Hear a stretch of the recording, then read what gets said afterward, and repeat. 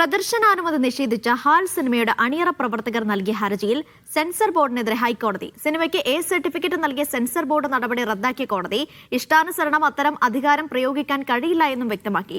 ചില രംഗങ്ങൾ മാറ്റി വീണ്ടും സെൻസർ ബോർഡിന് അപേക്ഷ നൽകാനും നിർമ്മാതാക്കളുടെ കോടതി നിർദ്ദേശിച്ചു. നിയമപോരാട്ടം തുടരുമെന്നും വെട്ടിമാറ്റിയ സിനിമ ഇറക്കില്ല എന്നും റഫീഖ് വീര മീഡിയ വണ്ണിനോട് പറഞ്ഞു. ഏത് സർട്ടിഫിക്കറ്റ് നൽകണമെന്ന അധികാരം സെൻസർ ബോർഡിൽ നിക്ഷിപ്തമാണെങ്കിലും ഇഷ്ടാനുസരണം അത്തരം അധികാരം പ്രയോഗിക്കാൻ കഴിയില്ല എന്നാണ് ജസ്റ്റിസ് VG അരുൺ വ്യക്തമാക്കിയത്.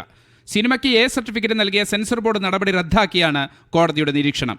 ഹാൽ സിനിമയുടെ പ്രമേയം ഭരണഘടനാപരമായ മൂല്യങ്ങളുമായി ചേർന്നു പോകുന്നതാണ്.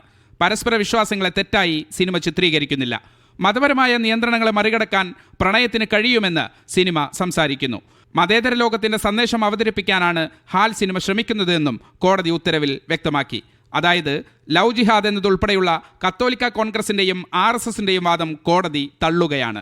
ഒഴിവാക്കാൻ തടസ്സമില്ല എന്ന് അഭിഭാഷകൻ അറിയിച്ചത് പ്രകാരം സെൻസർ ബോർഡ് നിർദ്ദേശിച്ച ചില മാറ്റങ്ങൾ കോടതി ശരിവെക്കുകയും ചെയ്തു. ബീഫ് ബിരിയാണി കഴിക്കുന്ന രംഗവും രാഖിയുടെ ദൃശ്യവും ധ്വജപ്രണാമം സംഘം കാവലുണ്ട് തുടങ്ങിയ വാക്കുകളും ഒഴിവാക്കേണ്ടി വരും.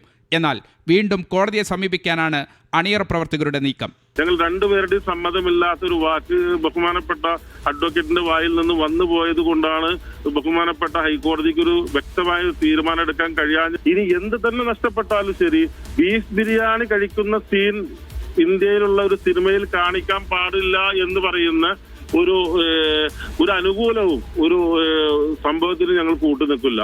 നിർദ്ദിഷ്ട മാറ്റങ്ങളോടെ സിനിമ വീണ്ടും സെൻസർ ബോർഡിന് നൽകണമെന്നും 2 ആഴ്ചയ്ക്കകം സെൻസർ ബോർഡ് ഇക്കാര്യത്തിൽ തീരുമാനമെടുക്കണമെന്നും കോടതി ഉത്തരവിലുണ്ട്. മീഡിയ 1 കൊച്ചി.